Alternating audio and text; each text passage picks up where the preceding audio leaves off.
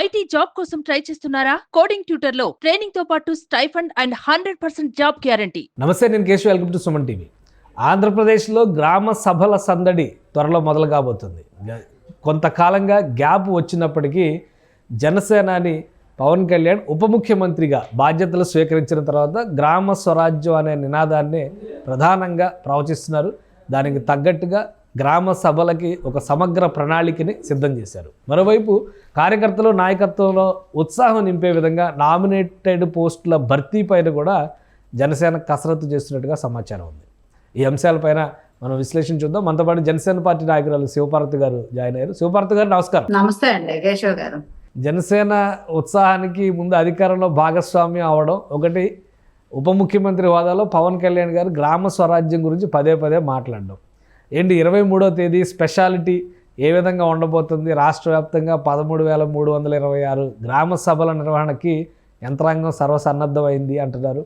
మీకున్నటువంటి సమాచారం ఏంటి? ఏ విధంగా ప్రణాళికల్ని సిద్ధం చేస్తున్నారు? అదే ఎప్పుడైతే ఆయన పంచాయతీరాజ్ శాఖ తీసుకున్నారో మేము అప్పుడే అనుకున్నాము. అంతకుముందు కూడా మీటింగ్స్ లో కూడా పబ్లిక్ మీటింగ్స్ లో పవన్ కళ్యాణ్ గారు చాలా క్లియర్ గా ప్రస్తావించారు. గ్రామ స్వరాజ్యం ఏదైతే గ్రామం ఎప్పుడు అభివృద్ధి చెందుతుందో దేశం అలాగే అభివృద్ధి చెందుతుంది. వైఎస్ఆర్సీపీ పార్టీ పాలనలో కంప్లీట్ గా విలేజెస్ లో ఉన్న పంచాయతీ వ్యవస్థలు మాత్రం తీవ్రంగా నష్టపరిచే విధంగా దానికి ప్యారలల్ గా ఏదో సచివాలయాలని వాలంటరీ వ్యవస్థను తీసుకురావడం, కంప్లీట్ గా ఆ గ్రామంలో ఉన్న సర్పంచ్ యొక్క పవర్ ను తగ్గించే విధంగా చేశారు గత ప్రభుత్వంలో. మనం చూసాం అది 5 సంవత్సరాలు.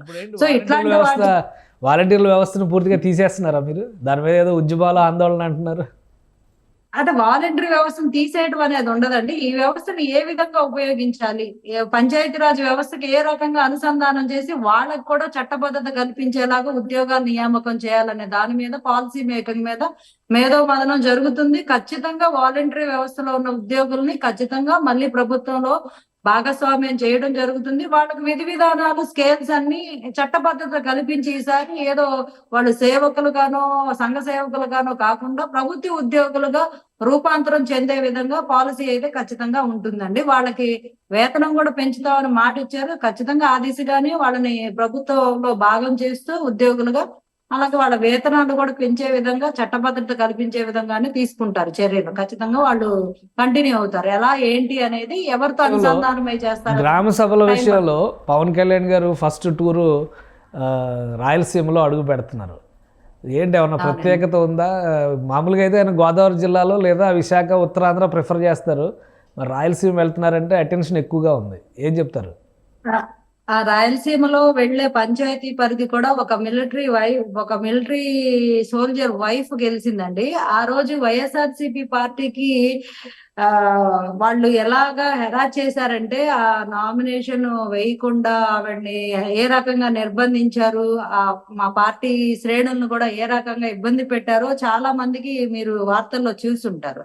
అన్నిటి ఆటపోట్లను తట్టుకొని ఆ రోజు పంచాయతీ గెలవడం అనేది రాయలసీమలో అనేది చాలా ప్రెస్టేజ్ ఇష్యూగా అయింది. ఆ రోజు అయింది కాబట్టి మేము దాన్ని పవన్ కళ్యాణ్ గారు చాలా ప్రెస్టేజ్ గా తీసుకున్నారు.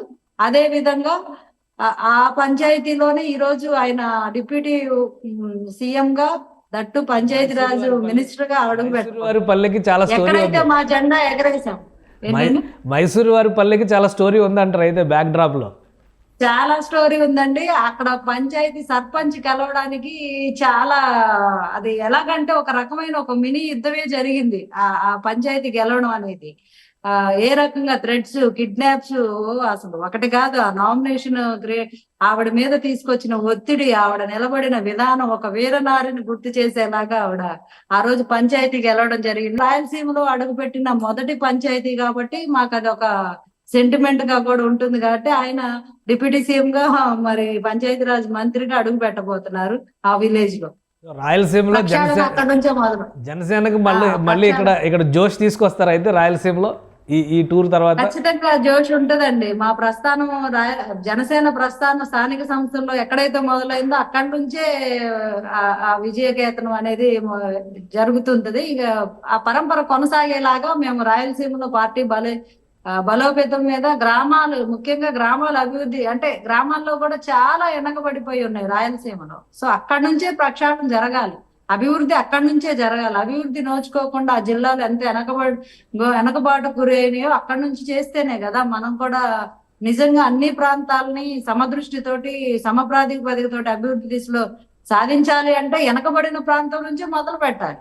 కానీ అది ఉమ్మడి కడప జిల్లా, అది కాదు, ఉమ్మడి కడప జిల్లా ప్రస్తుతం అన్నమయ్య జిల్లా రాజంపేట తాలూకా దగ్గరికి వెళ్తుంది. అంటే రైల్వే కోడూరు తర్వాత రాజంపేట కూడా ఆయన పర్యటనకి వెళ్తున్నారు. అన్నమయ్య ప్రాజెక్టు సందర్శన కూడా ఉంటుంది అంటున్నారు. సో ఇవన్నీ కూడా కడప జిల్లా మీద ఏదో ఫోకస్ చేశారనేటువంటి అభిప్రాయం వస్తుంది. నిజమేనా అది? అంటే వీళ్ళు చాలా మంది ఏమనుకుంటారంటే ప్రతిదాన్ని రాజకీయ కోణంలో చూస్తారు. అదంత రాజకీయ కోణంలో చూడాల్సిన అవసరం లేదు. రాయలసీమ ఎప్పుడు జనసేన పార్టీ ఫస్ట్ ప్రాధాన్యత, మాకు అక్కడ ఓట్లు రాకపోయినా ఎప్పుడు ఫస్ట్ ప్రాధాన్యత రాయలసీమ నుంచే ఉంటుంది. మీరు చూసుకోండి, అక్కడ జరిగిన సభల్లో కానీ జరిగిన కార్యక్రమాలు కానీ ఏవైనా సీమ నుంచే ఎక్కువగా ఉంటాయి. కాకపోతే అందరూ ఏదో గోదావరి జిల్లాలో బలం ఉంది, ఇక్కడ బలం ఉందా లేదా కదా, అక్కడ ఒక సెంటిమెంట్. అది రాయలసీమ ప్రాంతం అంటే ఆయనకు ఒక స్పెషల్ ఒక సంబంధం ఉంది, అందుకనే అక్కడ ఎక్కువ పని చేస్తా ఉంటారు. రైట్. ఇక నామినేటెడ్ పోస్టుల పైన చాలా డిస్కషన్ జరుగుతుంది. మీరు కూడా ఏదో ఫారెస్ట్ డిపార్ట్మెంట్లో ఛార్జ్ తీసుకుంటున్నారని, ఎప్పుడు తీసుకుంటున్నారు? అదేదో ఫేక్ న్యూస్ జరుగుతా ఉందండి. బట్ ఏదో ఒకటైతే మొదటి నుంచి పనిచేసిన వాళ్ళకి, మహిళలకి పెద్ద పీట వేయడం అనేది మాకు అధ్యక్షుల వారు ఆల్రెడీ చెప్పి ఉన్నారు. ఎవరైతే పార్టీకి ఫస్ట్ నుంచి పనిచేశారో మహిళలు స్ట్రాంగ్ గా, వాళ్ళందరికీ నేను సముచిత స్థానం కల్పిస్తాను.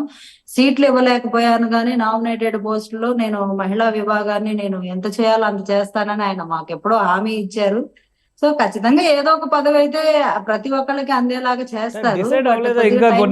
కొన్ని న్యూస్ అయితే వస్తున్నాయి, కొన్ని విభాగాలను కేటాయించి బిగా ఫారెస్ట్ డిపార్ట్మెంట్, అలానే రాయపాటి అరుణ్ గారికి ఒకటి, టీటీడీ పదవి ఇంకొకరికి, ఇట్లాంటివన్నీ కూడా చాలా వైరల్ అవుతున్నాయి. ఇందులో వాస్తవం ఏంటి? మీకు ఏమైనా క్లారిటీ ఉందా ఈ పంపిణీ విషయంలో, నామినేటెడ్ పోస్టుల పంపిణీ విషయంలో? నాకున్న క్లారిటీ ఏవైతే జనసేనకి 30% నామినేటెడ్ పోస్టులు ఉంటాయి. ఏవైనా కానీ వైరల్ న్యూస్ అంటున్నారు కదా, మరి అది కరెక్టేనా? అది ఆ న్యూస్ విషయం అయితే నాకేమి సరైన ఇది లేదండి, ఇన్ఫర్మేషన్ అయితే లేదు. నాకు తెలిసి అది ఏదో అత్యుత్సాహాలు ఎవరో క్రియేట్ చేసినట్టున్నారు, అంతేగాని పార్టీ నుంచి మాకు ఎట్లాంటి ఇండికేషన్స్ అయితే రాలేదు. అది అంటే కొంతమంది మీడియా విభాగంలో జర్నలిస్టులు వాళ్ళకి తెలిసిన కీలక సమాచారం అని వాళ్ళు రిలీజ్ చేశారు, కానీ మాకైతే ఇంతవరకు ఆ సమాచారం అందలేదు. 30% అయితే షేర్ ఉంటుంది. మాకన్నా ముందు మీడియాకే ఎక్కువ తెలుస్తుంది కాబట్టి వాళ్ళు ఏమన్నా సర్క్యులేట్ చేసుకుంటున్నారేమో అదైతే తెలియదు. నా దృష్టికి అయితే ఇంకా పార్టీ 30% షేర్ అయితే ఉంటుందా జనసేన పార్టీకి? ఉంటుందండి, 30% షేర్ జనసేన పార్టీకి ఉంటుంది. టీడీపీ గెలిచిన ప్రాంతాల్లో 60% టీడీపీ తీసుకుని 30% ఏమో జనసేనకి, 10% బీజేపీకి. అలాగే జనసేన గెలిచిన స్థానాల్లో 60% జనసేన, 30% టీడీపీ, 10% బీజేపీ ఉంటుంది. బీజేపీ మరి జాతీయ పార్టీ మాకు ఇంకా వాటా పెంచాలని అడుగుతున్నారు అంటున్నారు, అలాంటివి ఏం లేవా? అది ఇంకా అంటే జాతీయ పార్టీ అయి ఉండొచ్చులే కానీ బీజేపీకి ఉన్న ప్రాతినిధ్యాన్ని బట్టి వాళ్ళు మాట్లాడతారు, కూటమి నేతలు తీసుకుంటారు నిర్ణయం. అది వాళ్ళు అంటే ఆశించడం తప్పు కాదు కదా, మాకు కూడా 50% కావాలని ఉంది. ఆశించడం ఎవరు తప్పు కాదు, బీజేపీ అడగడం కూడా తప్పు కాదు. బట్ అక్కడ సాధ్యాలు ఏందని కూర్చొని వాళ్ళు సమన్వయంగా ఒకళ్ళొకళ్ళు సార్ట్అవుట్ చేసుకుంటారు, ముగ్గురు అధ్యక్షులు కూర్చొని. రైట్. ఇంకొకటి, అంతేగాని చిరంజీవి గారి పుట్టినరోజు, అల్లు అర్జున్ గారు శుభాకాంక్షలు చెప్పారు, మీరేమంటారు? అవునండి, వాళ్ళు ఎప్పుడు కుటుంబం అంతా ఒకటే కదండి. ఏదో చిన్న గ్యాప్స్ అంటే ఏదో ఒక మాటను పట్టుకొని దాన్ని ఒక గ్యాప్ ఒక కాన్ఫ్లిక్ట్ లాగా జనాల్లోకి వెళ్ళిపోవడం ఫస్ట్ నుంచి చూస్తానే ఉన్నాం. బట్ ఎన్ని వచ్చినా mega family is mega family always. అందులో ఉన్న ప్రతి ఒక్కళ్ళు ఆ బాండింగ్, మెగా బాండింగ్ సపరేట్ గా మనం ఏం చెప్పక్కర్లేదు, వాళ్ళంతా ఒకటే కాబట్టి ఒకళ్ళు ఇప్పుడు ఆ ఫ్యామిలీకి వటవృక్షం లాగా main pillar, back bone Chiranjeevi గారు కాబట్టి అంత ఫ్యామిలీ ఎస్టాబ్లిష్ అవడంలో కూడా ఆయన ప్రముఖ పాత్ర వహించారు. కాబట్టి ఆయన పుట్టినరోజు అందరికి పండగే. ఆయనతో కుటుంబంలో మెగా ఫ్యామిలీతో పాటు ఇక్కడ ఆ ఫ్యామిలీని ఆరాధించే మాలాంటి వాళ్ళకి కూడా మాకు ఈ రోజు పండగ లాంటిదే. కానీ అల్లర్జున్ గారు నేను ఒక స్టేట్మెంట్ ఇచ్చారు కదా, నా వాళ్ళు అనుకున్న వాళ్ళ కోసం ఎంత దూరం అయినా వెళ్తాను అని, మళ్ళీ ఏదో పాత ఫ్లాష్ బ్యాక్ స్టోరీని మళ్ళీ తవి తీసినట్టుగా ఒక డైలాగ్ చెప్పి వెళ్ళిపోయారు. ఆ తర్వాత ఈరోజు చెప్పినటువంటి విషయస్ చూస్తే ప్లెయిన్గా పెరిఫరల్గా ఏదో పెదవులతో చెప్పిన మాటల్లాగా అనిపిస్తున్నాయి అనేటువంటి కామెంట్ వినిపిస్తుంది. కామెంట్స్ ఎన్నైనా వినిపిస్తేలేండి, ఎలా చెప్పి మనసులోంచి వచ్చిందా పెదవుల్లో నుంచి వచ్చిందా దాన్ని మనం క్లియర్ గా భూతత్వం పెట్టి చూడలేం. కానీ నాకున్న నాలెడ్జ్ లో ఆయన అంటే చిరంజీవి గారు అంటే అభిమానం లేకుండా ఎవరు ఉండరు మెగా ఫ్యామిలీలో. ఆయన అంటే ప్రతి ఒక్కరికి ఆరాధన భావమే ఉంటుంది. ఎందుకంటే ఆయన ప్రతి ఒక్కరికి సహాయమే చేశారు, ఎవరికి అన్యాయం చేయలేదు. సో ఆయన కృషితోటి, ఆయన చెమట వచ్చి సంపాదించిన సంపాదన తోటి ప్రతి కుటుంబానికి కానీ, రాష్ట్రంలో పేద ప్రజలకు కానీ ఏ రకంగా సర్వీస్ చేసామో మనం చూసాము. ఆయన కుటుంబంలో ప్రతి ఒక్కరిని ఎంత కేర్ తీసుకొని ఎవరు ఏ రంగాల్లో రాణిస్తారో కూడా శ్రద్ధ తీసుకొని వాళ్ళకి ఎంత చేదోడు వాదోడుగా ఇప్పటికీ నిలబడుతున్నారో చూస్తున్నాము. అట్లా ఆయన చేతితోటి సహాయం పొంది ఆయనతోట బయటకు వచ్చిన ప్రతి ఒక్కళ్ళకి ఆయన మీద ఆరాధన భావన ఉంటుంది. అది మనసులోంచి వచ్చింది లేదా ఊరికే పైకి చెప్పారంటే ఇప్పుడు ఫ్యాన్స్ కోసం నిలబడతాను, ఫ్యాన్స్ కోసమే హీరోని అయ్యాను, ఫ్యాన్స్ కోసమే ఈ స్థాయికి పెంచుకున్నాను అని చెప్పని ఇస్తున్నాయి అనేది ఏదో ఫ్యాన్స్లో కూడా వర్గం బయలుదేరినట్టుగా అనిపించింది కదా, దాన్ని ఏమంటారు మరి?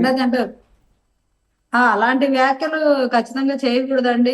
అంటే ఫ్యాన్స్ ఏ హీరో అయినా వాళ్ళ ఫ్యాన్స్ కి అనుకూలంగా నిలబడతారు. ఫ్యాన్స్ కి అనుకూలంగా కాకుండా మేము ఫ్యాన్స్ విరుద్ధం అని చెప్పుకుంటారు. అఫ్ కోర్స్ ఫ్యాన్స్ లేకపోతే ఆ ఫ్యాన్స్ కూడా మెగా ఫ్యాన్స్ కాబట్టి వాళ్ళకున్న ఫ్యాన్స్ లో సగం 50-60% మెగా ఫ్యాన్సే ఉన్నారు. మెగా ఫ్యాన్స్ అందరిని ఆరాధిస్తారు. సో ఇట్లాగా వర్గాలుగా మాట్లాడటం, రెచ్చగొట్టే వ్యాఖ్యలు చేయడం తప్పని నా భావన. అట్లా ఆయన ఏ ఉద్దేశంతో అన్నారో, ఏ కాంటెస్ట్ లో అన్నారో కూడా దాన్ని కూడా భూతార్థంలో చూడాల్సిన అవసరం లేదని నేనైతే అనుకుంటున్నాను. రైట్. ఇక జనసేన పార్టీ గ్రామ సభల్లో జనసేన పార్టీ పరంగా చేయబోయేటువంటి రోల్ ఏంటి? ఆయన డిప్యూటీ సీఎం హోదాలో ఆయన సభలు నిర్వహిస్తారు. జనసేన పార్టీ నాయకత్వం దీనిలో ఎలా ఇన్వాల్వ్ అవబోతుంది?